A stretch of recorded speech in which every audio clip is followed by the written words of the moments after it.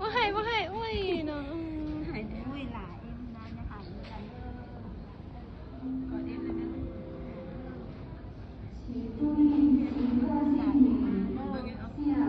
มันหายทุกเรื่องเลยเอ็ม แพงก็ให้โอ้ยเนาะ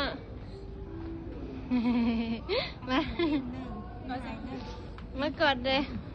ริมกับโกนหนึ่งใส่น้ำตาออกอีกแล้วไม่ใช่ยังพี่น่ะแพงคิดฮอดเด้เนาะเธอนี่สมเจอแล้วสิเจอเองนะวันนี้เขามายามเอาวันนี้แอมมายามแล้วนะคือแล้วจะไปแจ้งกี่น้าบ่าวไปก่อนแล้วว่ะมาเอ็มจังไหนสิโทรหาไม่